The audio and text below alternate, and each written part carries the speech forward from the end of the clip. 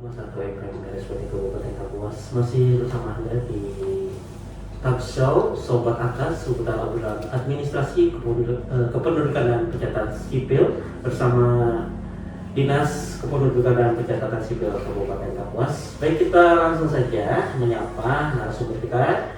Selamat pagi Bapak Solikin SE. Bapak, selamat pagi Bapak. Oke, selamat pagi Mas Nasrullah atas kesempatan yang diberikan kepada kami di Dukcapil Kabupaten Kapuas pada hari ini. Iya. Sebelum kita mulai, saya ingin bertanya Pak. Pasti banyak yang belum tahu tentang administrasi kependudukan ya Bapak ya. Nah, apa Pak yang dimaksud dengan administrasi kependudukan Pak? Silahkan Bapak untuk menjelaskan. Oke ya. Sebelumnya saya menyampaikan juga kepada pendengar setia 98,1 FM RSPD Kabupaten Kapuas pada hari ini. Selamat pagi, Assalamualaikum warahmatullahi wabarakatuh, dan selamat menjalankan ibadah puasa 1446 Hijriah bagi yang menjalankannya. Oke, Mas Nasrullah. Iya Pak.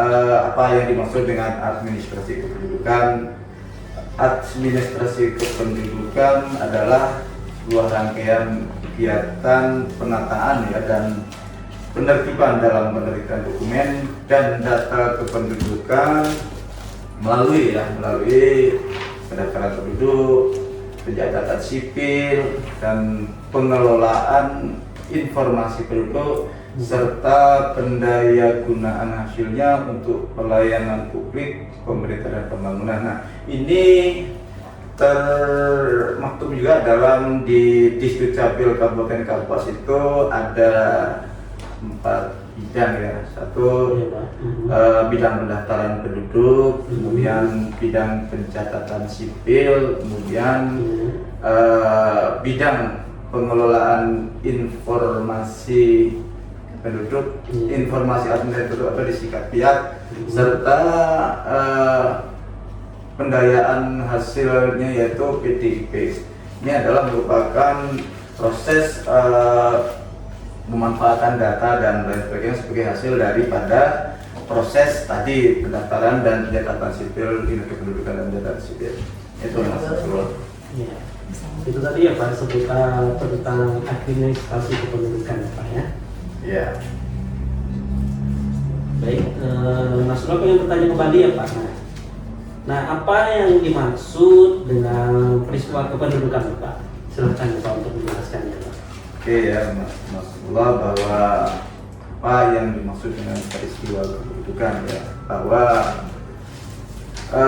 peristiwa kependudukan adalah kejadian yang dialami penduduk ya, yang harus dilaporkan karena berimplikasi atau berpengaruh terhadap penerbitan atau perubahan kartu keluarga, kemudian KTP dan atau surat keterangan kependudukan lainnya ya, yang meliputi misalnya pindah datang penduduk, kemudian perubahan alamat bagi penduduk itu sendiri, kemudian tinggal sementara serta perubahan status orang asing ya, dari status kunjungan menjadi tinggal terbatas atau dari tinggal terbatas menjadi tinggal tetap untuk khususnya penduduk warga asing, karena di Dukcapil itu tidak hanya untuk mengurusi penduduk WNI saja, tapi juga penduduk warga negara asing. Ya, tadi bahwa penduduk WNA ya, WNA warga negara asing itu ada yang punya tinggal izin sementara ya, yang kurang dari 1 tahun, dan ada izin tinggal terbatas yang lebih dari 1 tahun. Oh, itu ya Bapak ya, tentang tadi peristiwa kependudukan tadi ya. Kapan masyarakat dapat mengurus administrasi kependudukan? Apakah sejak baru habis melahirkan bisa mengurus administrasi kependudukan, Pak? Jadi begini ya, bahwa kapan sebenarnya masyarakat itu harus mengurus administrasi kependudukannya, bahwa setiap perubahan ya peristiwa kependudukannya itu masyarakat harus melakukan pelaporan ya pada Dinas Kependudukan dan Pencatatan Sipil. Misalnya ketika ada anak yang baru lahir, segera dilaporkan tentang kelahiran anak tersebut ke Dukcapil. Kemudian ketika ada proses perpindahan misalnya di penduduk tersebut baru datang dari mana, itu dari luar Kabupaten Kapuas, segera dilaporkan peristiwa pindahannya ke Dukcapil. Dan juga ketika penduduk tersebut menikah, kemudian dia harus melapor ke Dukcapil untuk membuat atau melapor pernikahannya, sehingga nanti penduduk tersebut akan mendapatkan kartu keluarga baru ya sebagai pasangan suami istri gitu. Jadi kapan penduduk tersebut harus mengurus dokumen kependudukannya pada setiap mengalami perubahan peristiwa kependudukannya. Itu tadi ya Pak ya. Iya. Nah, Muhammad Nasrullah pengen bertanya kembali ya Pak. Nah, apa pentingnya pencatatan data kependudukan Bapak? Tadi saya jelaskan bahwa apa pentingnya pencatatan data kependudukan ya. Kita mengingat bahwa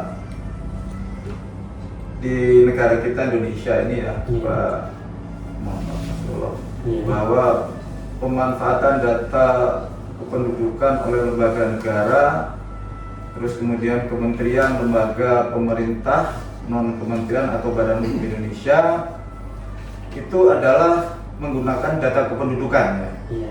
Jadi betapa pentingnya pencatatan data kependudukan karena apa? Karena data kependudukan dijadikan sebagai data dalam proses atau pembangunan database penduduk nasional. Jadi itulah pentingnya bahwa data kependudukan karena menjadi dasar ya, jadi dasar atau untuk proses perencanaan pembangunan demokrasi dan perencanaan pembangunan. Jadi itu adalah pentingnya pencatatan data kependudukan karena dipakai oleh negara, oleh lembaga negara, kemudian kementerian, lembaga pemerintahan, kementerian atau badan hukum Indonesia. Nah, ini adalah data kependudukan yang sudah dikonsolidasi dan dibersihkan oleh Kementerian Dalam Negeri. Jadi data-data tersebut dari kabupaten kota ini Mas Nasrullah, data tersebut disimpan dalam base kependudukan di Kementerian Dalam Negeri Republik Indonesia. Iya. Dan itu tadi ya Bapak tentang pentingnya pencatatan data kependudukan Bapak ya. Iya betul. Baik Bapak, sebelum kita lanjutkan kebersamaan kita break dulu ya Bapak ya, kita dengar kebersamaan dulu ya. Baik sahabat, jangan kemana-mana, tetap stay tune di 90.1 FM di talk show Sobat Akas seputar obrolan administrasi kependudukan dan pencatatan sipil Kabupaten Kapuas. Tetap bersama kami.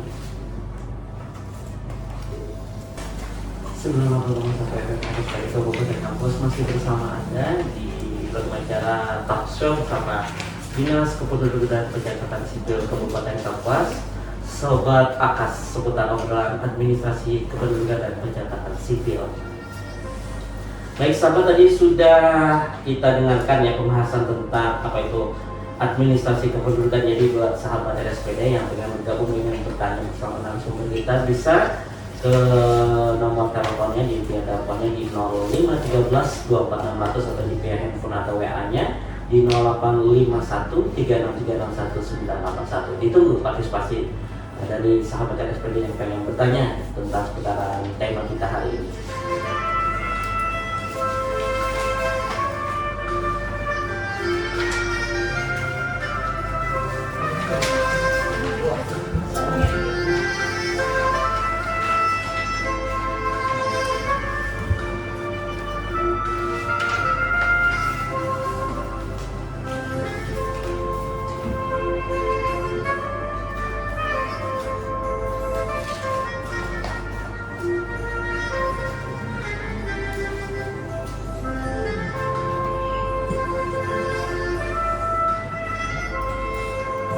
Baik, sambil menunggu yang pengen bergabung bertanya, kita lanjutkan kebersamaan kita ya, membahas tentang administrasi kependudukan.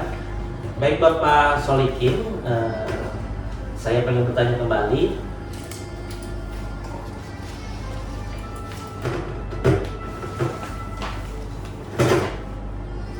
Kali ini apa yang dimaksud dengan pendaftaran penduduk Bapak? Silahkan buat Bapak untuk menjelaskan. Ya, oke. Bahwa apa ya yang dimaksud dengan pendaftaran penduduk? Pendaftaran penduduk adalah proses pendataan dan pencatatan atas pelaporan peristiwa kependudukan tadi ya. Dalam rangka apa? Adalah dalam rangka penerbitan dokumen identitas penduduk, yaitu apa itu KK, KTP, atau surat keterangan lainnya yang dikeluarkan oleh pemerintah daerah, dalam hal ini oleh Dinas Kependudukan dan Pencatatan Sipil, Mas Pur. Itu tadi ya, tentang apa itu pendaftaran penduduk ya Pak. Berarti sangat penting ya Pak, kita harus mendaftarkan diri ke Dinas Dukcapil ini ya Pak, untuk supaya kita memiliki data resmi gitu ya Pak ya. Iya, itu adalah proses pendaftaran penduduk adalah sangat amat penting ya. Karena apa? Ya karena kalau kita diakui sebagai penduduk Indonesia kan, setiap penduduk harus didaftarkan ya, didaftarkan dalam penduduk untuk mendapatkan dokumen kependudukan. Ya.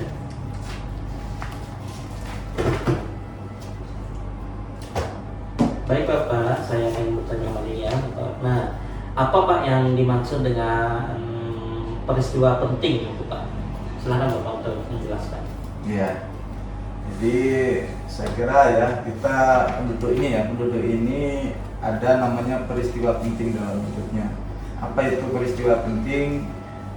Peristiwa penting adalah kejadian yang dialami oleh seseorang ya, oleh seorang penduduk itu sendiri, yang meliputi apa? Satu, meliputi kelahiran, kemudian kematian, kemudian perkawinan, kemudian perceraian, pengakuan anak, pengesahan anak, pengangkatan anak, perubahan nama, perubahan kewarganegaraan, dan perubahan jenis kelamin yang dialami oleh penduduk itu sendiri. Jadi itu tadi, bahwa itulah yang dimaksud dengan peristiwa penting oleh seorang penduduk di Indonesia.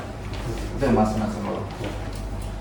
Bertanya seputar sobat si akses ini ya, seputar aturan administrasi kependudukan dan pencatatan sipil, silakan di via online-nya di 0513 24600 atau di PNM atau lainnya di 0851 36361981. Baik, kita lanjutkan bersama kita ya Pak. Saya pengen bertanya kembali ya Bapak ya. Nah, apa yang dimaksud dengan pencatatan sipil Bapak? Silahkan Bapak untuk menjelaskan. Oke ya, tadi kita jelaskan bersama tentang peristiwa penting. Nah, di dalam kependudukan dan pencatatan sipil ada kata-kata pencatatan sipil. Nah, apa sih sebenarnya pencatatan sipil itu gitu ya?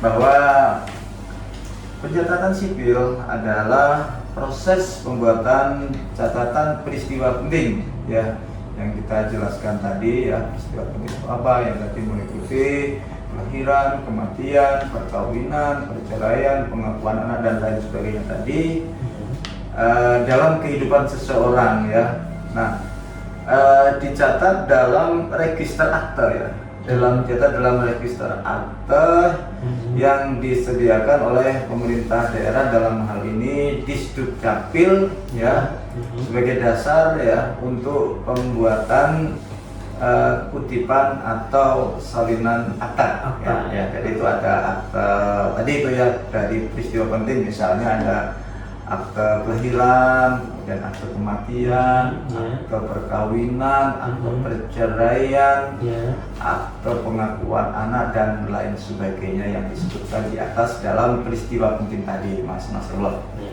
Itu. Ya, Pak. Ya. Baik Bapak, saya akan bertanya ya Bapak ya.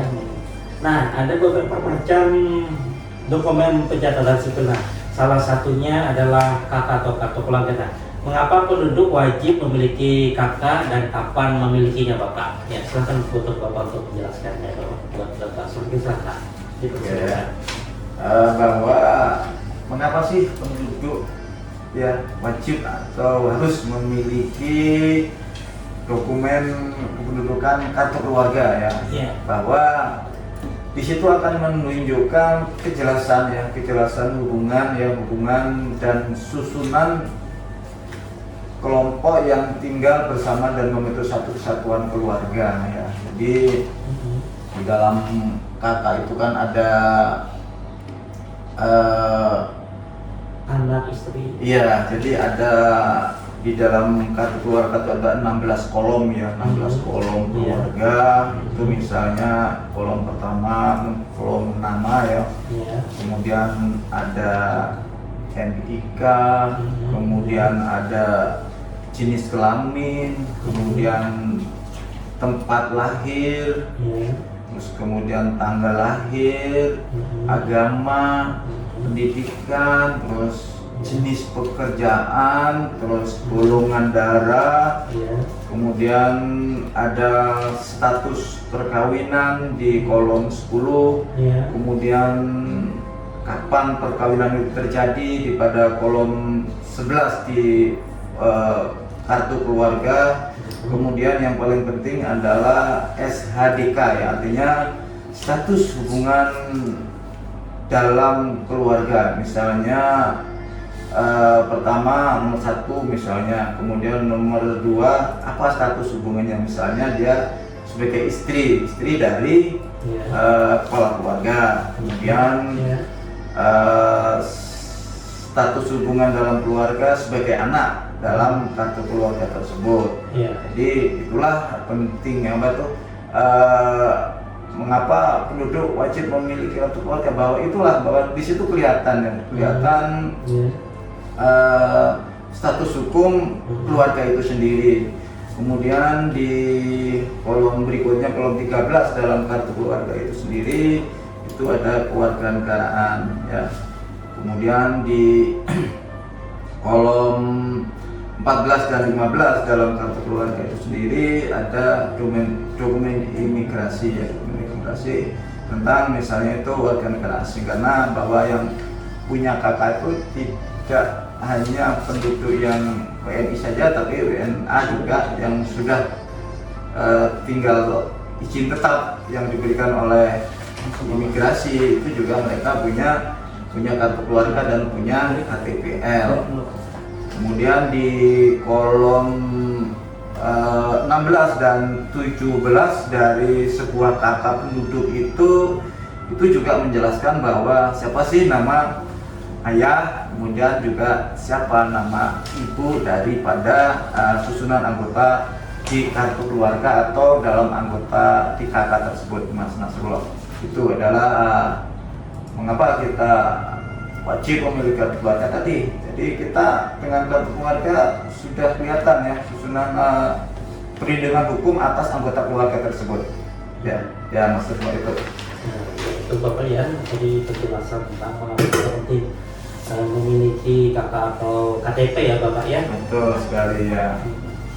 Baik Pak, selain kakak tentunya masih banyak lagi dokumen kependudukannya ya Pak ya, seperti KTP, akta dan lain-lain. Dan sebelum kita bahas lebih jauh lagi mengenai akta, KTP dan lain, baik kita sambil menunggu partisipasi dari pendengar yang pengen mungkin bertanya ya, kita break dulu ya Bapak ya. Oke Mas Nasrullah. Kita stay tune di 98,1 FM RSPJ Kabupaten Kapuas di program bicara Talkshow Sobat Akas seputar update administrasi kependudukan dan pencatatan sipil Dinas Kependudukan dan Pencatatan Sipil Kabupaten Kapuas. Jangan kemana-mana, tetap bersama kami. 98,1 FM RSPJ Kabupaten Kapuas masih bersama Anda di program bicara Talkshow bersama Dinas Kependudukan dan Pencatatan Sipil Kabupaten Kapuas, sebutan lain Sobat Akas, sebutan organ dan administrasi kependudukan dan pencatatan sipil. Baik Bapak, saya pengen bertanya kembali dengan Bapak. Tadi sudah kita bahas tentang pakai Bapak. Sekarang saya mau bertanya tentang KTP. Nah, di umur berapa masyarakat harus membuat KTP, dan sekarang ini kan KTP bersifat KTP elektronik. Nah, itu ada masa kadaluarsanya Pak, Bapak? Atau masa tidak berlakunya kayak dulu kami, apakah seumur hidup kan masa berlakunya atau tidak? Silahkan untuk Bapak untuk menjelaskan ini. Oke, Mas Dolo ya, bahwa untuk juga rekan-rekan setia ya 98,1 SPD Kabupaten Kapuas, penduduk Indonesia itu wajib mempunyai identitas ya. Ya, saya tambahkan lagi bahwa kartu tanda penduduk KTP adalah untuk identitas penduduk bagi yang sudah umur 17 tahun ya. Mulai umur 17 tahun ke atas, atau atau belum 17 tahun tapi dia sudah menikah.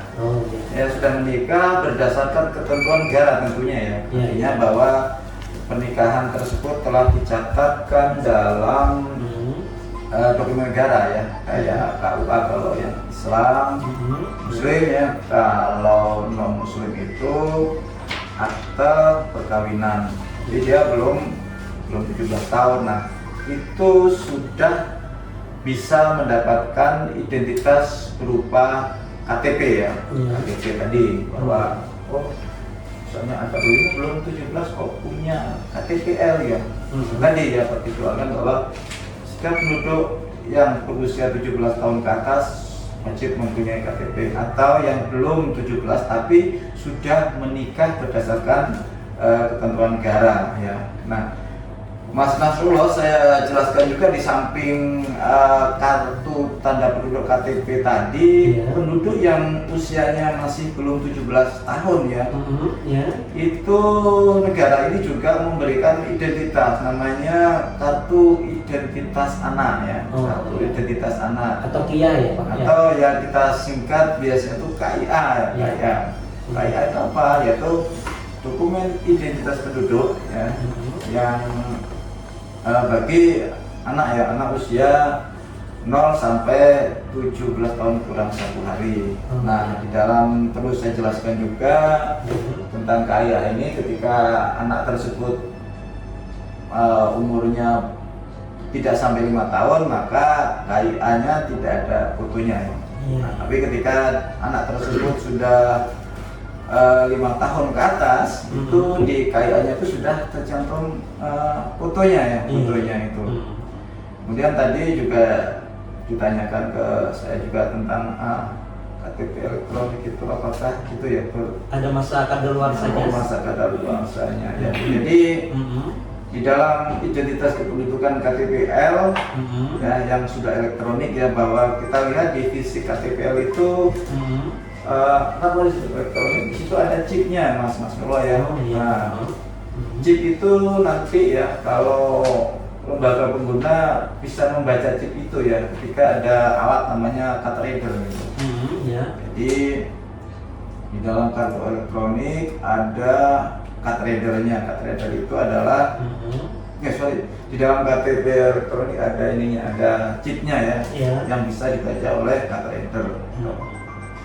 KTP itu tidak ada masa berlakunya, ya, walaupun ya ini untuk penerbitan KTP yang dulu, karena implementasi KTP elektronik itu pada tahun 2012 ya, pada tahun 2012 itu ada tercantum kadaluarsanya ya. Nah, bagi penduduk yang memiliki KTP jenis itu tidak perlu diganti ya, selagi tidak ada perubahan elemen data di dalam KTP tersebut ya, tidak perlu diganti, itu sudah berlaku seumur hidup ya. Walaupun di dalam KTP tersebut ada masa kadaluarsanya. Nah, jadi saya kira tidak perlu diganti kalau itu tidak ada perubahan elemen data dan kondisi fisiknya masih bagus ya. Tapi ketika KTP itu sudah tidak bisa lagi terbaca atau tulisan di KTP itu sudah pada hilang ya, karena kita menyadari bahwa itu pada awal-awal penerapan KTP sekitar tahun 2011 tahun 2012 ya. Nah sampai sekarang kan sudah tahun-tahun nih Mas Mulya tentunya sudah secara fisiknya juga kebanyakan itu sudah pada tulisannya tidak jelas, fotonya sudah nggak kelihatan lagi. Nah, kalau kondisi seperti itu maka itu kita kategorikan bahwa KTP tersebut sudah rusak ya. Jadi untuk hal seperti itu kita bisa ganti dengan KTP yang baru ya, supaya apa? Supaya data-data di dalamnya itu sudah kelihatan ya, data jelas, fotonya dan lain sebagainya. Itu ya. Silahkan mungkin dari pendengar yang pengen bergabung bertanya bersama narasumber kami di hari ini, silahkan ya. Baik, kita terima ya Bapak, ada yang menelpon nih ya. Silakan. WA nya ya Bapak, kita angkat ya Bapak ya. Halo, selamat pagi menjelang siang. Ya, dengan Ibu siapa nih? Halo, ya silahkan. Ya, sudah masuk.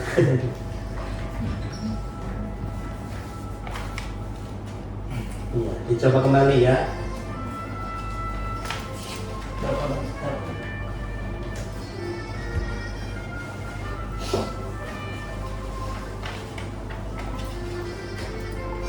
Oke, kita coba angkat ya Bapak ya. Iya, Halo, selamat pagi menjelang siang. Dengan Ibu siapa? Iya. Iya. Saya dengan Ibu Tri di Jalan Sulawesi. Iya, Ibu Tri, silahkan Bu Tri. Saya ingin menanyakan ini kepada narasumber bersama. Iya. Apakah di Dukcapil itu ada layanan online-nya, misalnya kayak kita mau ganti kakak, misalnya persyaratannya itu apakah boleh dikirim secara online, apakah ada layanan online kayak WhatsApp atau apanya gitu. Nah itu yang ingin saya tanyakan. Sama ini administrasi kependudukan yang digital itu. Nah dulu saya pernah itu ada punya layanan itu di HP, tapi sekarang tuh sudah nggak bisa lagi, kayaknya terkena luar atau gimana. Nah itu gimana cara mengurusnya lagi gitu. Itu yang ingin saya tanyakan. Itu aja Bu Tri. Iya, terima kasih Mas Rama dan Pak Solihin sebagai narasumber. Assalamualaikum. Waalaikumsalam warahmatullahi wabarakatuh. Terima kasih buat Ibu Tri yang sudah bergabung di via nomor WA kita ya. Nah itu tadi Pak, apakah ada prosedur secara online Pak untuk mengurus KK mungkin atau yang lain-lainnya Pak? Apakah ada bisa melalui online begitu Pak? Dari pendengar kita tadi Pak bertanya Pak. Silakan untuk Bapak menjawab. Oke ya, dari Ibu Tri tadi ya yang menanyakan apakah ada layanan online untuk pengurusan kartu keluarga atau dokumen kependudukannya tadi ya. Ya saya jelaskan ke Ibu Tri bahwa ada. Jadi layanan online itu nanti ada melalui WA. Terus bagaimana dengan dokumen-dokumen persyaratan? Maka dokumen-dokumen persyaratan yang harus diupload ya Bu Tri ya, nanti bisa digarisbawahi bahwa dokumen-dokumen bisa diupload ya, diupload ke kartu keluarga, tapi dokumen tersebut harus yang diupload adalah dokumen yang asli ya, tidak boleh yang fotokopi sebagai syarat utamanya ya. Bahwa ini adalah kebijakan di Dukcapil ketika waktu itu masa pandemi ya. Jadi semua dokumen kependudukannya bisa diurus melalui online dan diterbitkan ya, dikirim ke penduduk tersebut melalui PDF ya. Jadi tapi kalau memang Ibu Tri ada di kota Kuala Kapuas ya, mungkin lebih baiknya ya langsung datang aja ke kantor di Dukcapil ya. Kantor di Dukcapil ya Pak ya. Ya, karena kantor di Dukcapil kan juga dengan Ibu Tri tadi ya. Terus kemudian tentang identitas kependudukan digital ya, Bu Tri, bahwa kenapa ada IKD atau identitas kependudukan digital? Karena itu adalah mengikuti ya, menurut paradigma zaman ya, bahwa semuanya serba digital. Jadi Disdukcapil pun ya, Disdukcapil juga harus adaptif terhadap perkembangan itu, sehingga di Disdukcapil di Kementerian Dalam Negeri juga ada IKD. Nah, IKD itu diaktifkan oleh penduduk ya. Satu syaratnya harus punya HP ya, punya HP Android. Jadi di situ nanti diaktifkan, terus kemudian juga dibantu oleh tugas atau operator dari Disdukcapil. Nah, ketika Ibu Tri pernah menginstal identitas kependudukan digital di HP-nya, terus ada masalah dan sebagainya, itu segera saja dilakukan lapor data saya ke Disdukcapil untuk dilakukan proses ini ya, proses update kembali ya, update kembali terhadap IKD yang mungkin ya tadi mungkin sudah sudah mungkin bermasalah ya. Jadi oke saja, nggak ada masalah, nanti datang aja ke Disdukcapil ketika IKD yang Ibu Tri miliki itu bermasalah. Ya, saya kira itu Ibu Tri. Oke, itu tadi Ibu Tri ya penjelasan dari Bapak Solihin tentang online tadi ya. Baik Bapak, sebelum kita akhiri masih ada 2 pertanyaan nih. Nah, setelah ini bertanya ya Bapak ya. Apakah dokumen Adminduk yang sudah ditandatangani secara elektronik itu perlu dilegalisir Bapak? Oke. Saya jelaskan bahwa era sekarang dokumen semua dokumen kependudukan itu kalau sudah ada tanda tangan secara elektronik itu tidak perlu lagi dilegalisir ya Mas Lolo ya, tidak perlu dilegalisir. Jadi dokumen kependudukan yang masih perlu dilegalisir itu hanya ada 2 ya, yang tadi dokumen identitas kependudukan atau KTPL ya.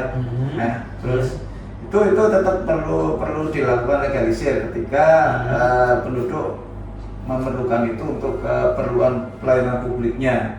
Kemudian kartu identitas anak tadi itu juga masih tetap dilakukan legalisir ketika diperlukan gitu loh. Nah, di luar dua tadi KTP dan KIA, semua dokumen kependudukan sudah bertanda tangan elektronik ya. Dan ketika dipergunakan untuk keperluan publiknya itu tidak perlu dilegalisir. Kalau sebenarnya seperti itu ya. Tapi memang banyak juga lembaga-lembaga pengguna ya, mungkin kenapa ya, saya juga kurang mengerti kenapa masih katanya harus dilegalisir ya. Tapi kalau secara pribadi sebenarnya tidak perlu dilegalisir karena sudah online tadi ya Pak ya? Karena sudah ada tanda tangan elektroniknya tadi dan dibaca melalui pembaca QR code-nya itu sudah kelihatan. Sudah terbaca ya, bahwa itu sudah asli gitu loh. Kecuali tadi KTP dan KIA gitu ya. Oke.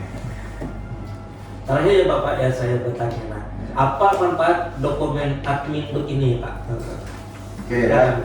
Oke Mas Lolo ya, saya ulas kembali bahwa apa sih sebenarnya tugas atau fungsi dari Dinas Kependudukan dan Pencatatan Sipil.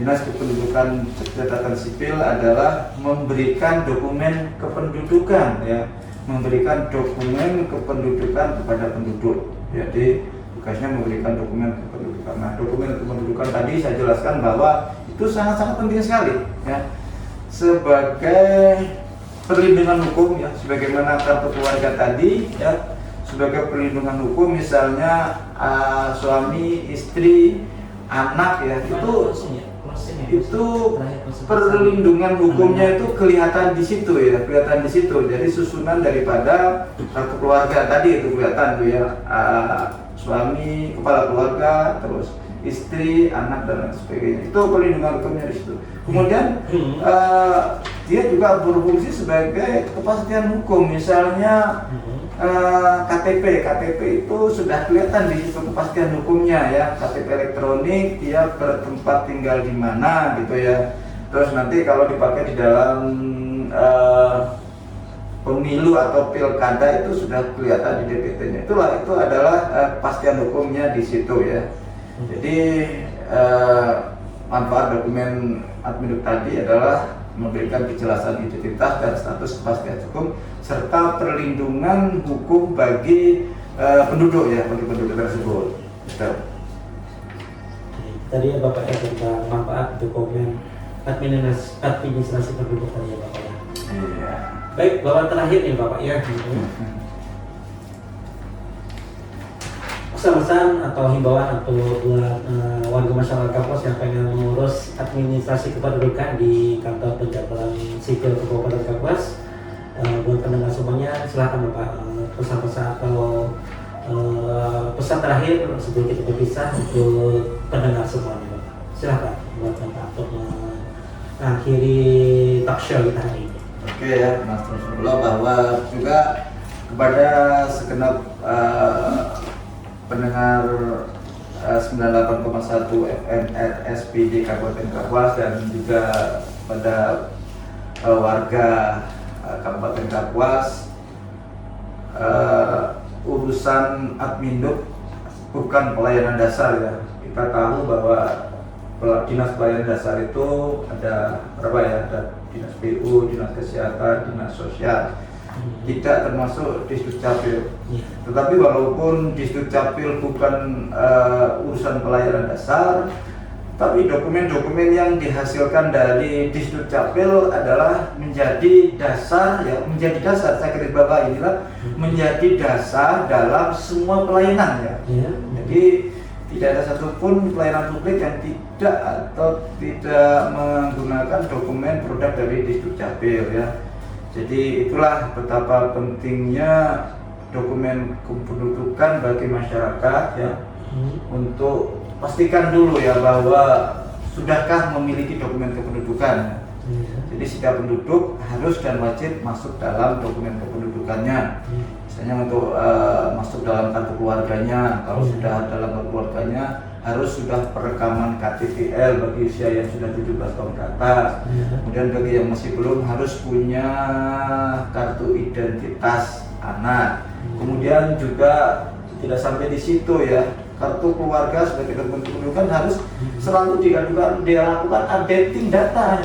Jangan sampai di situ di dalam katanya masih pendidikannya SD, ternyata dia sudah S1 ya, S1, SMA dan sebagainya. Nah itu harus diupdate ya Bapak Ibu sekalian. Kemudian ketika melakukan atau pisah dari kartu keluarga, menikah itu harus bikin kartu keluarga sendiri, terpisah dari orang tua dan tadi mertua tadi. Jadi segera melapor ya, segera melapor atas peristiwa kependudukannya tadi ya. Intinya Bapak Ibu sekalian, siapa yang punya tanggung jawab terhadap perubahan elemen data di kartu keluarga adalah pemilik KK itu sendiri ya. Disdukcapil hanya selalu menghimbau dan menghimbau agar apa? Agar penduduk tersebut terjamin untuk pelayanan publiknya ya. Pelayanan publiknya terjamin, tidak ada masalah di kemudian hari, dan artinya bahwa kami Disdukcapil Kabupaten Kapuas selalu memberikan pelayanan terbaik ya, karena moto kami adalah membahagiakan masyarakat. Harapannya setiap penduduk yang melakukan pelayanan di Disdukcapil Kapuas adalah bahagia, artinya dokumen kependudukannya semuanya teratasi dan terupdate data kependudukannya. Saya kira ya, itu Mas Suloya penjelasan atau dari kami di Disdukcapil Kabupaten Kapuas. Oke, terima kasih Bapak Solikin ya, selaku PLT Kepala Bidang Pelayanan dan Pendaftaran Penduduk Dinas Kependudukan dan Pencatatan Sipil Kabupaten Kapuas yang sudah memaparkan materi hari ini panjang lebar ya. Bapak ya, terima kasih sudah hadir di studio SPD Kabupaten Kapuas melaporkan. Ya, jadi saya tambahkan lagi bahwa harapannya melalui momen-momen seperti ini dan harapan kami di Disdukcapil nanti ke depannya selalu rutin ya kita melakukan kegiatan-kegiatan ini supaya masyarakat mengetahui ya tentang betapa pentingnya dokumen kependudukan ya, bagaimana penduduk bisa ya untuk hak-hak publiknya saya kata gitu ya. Jadi itu ya Mas Nasrullah ya. Jadi Saya selaku narasumber hari ini juga langsung aja Mas Nasrul lah. Mohon maaf atas segala kekurangan yang saya sampaikan. Harapannya dari Dishub Capil, Bapak Ibu sekalian masyarakat Kabupaten Kapuas itu segera melakukan kepastian bahwa sudahkah punya dokumen kependudukan dan kemudian melakukan updating data di dalam kartu keluarga ya. Dengan adanya itu semuanya maka dokumen kependudukannya tidak akan bermasalah lagi atau yang kita lihat itu adalah valid ya. Kenapa data kependudukan itu tidak valid? Karena tadi nggak ada ya. Artinya di dalam lembaga penggunanya beda dengan dokumen atau Bapak Ibu sekalian upload. Jadi akan terjadi ketidakvalidan sehingga kalau sudah mengedarkan itu segera melapor ke Dishub Capil. Itu ya Mas Nasrullah ya. Terima kasih Bapak Solikin sudah berbincang-bincang hari ini ya seputar Sobat Akad, seputar obrolan administrasi kependudukan dan pencatatan sipil di studio RPD 98,1 FM. Akhirnya Muhammad Nasrullah Rapa yang bertugas pamit undur diri. Selama-lamanya mohon dimaafkan. Wabillahi taufiq wal hidayah. Wassalamualaikum warahmatullahi wabarakatuh dan sampai jumpa dan sampai ketemu lagi.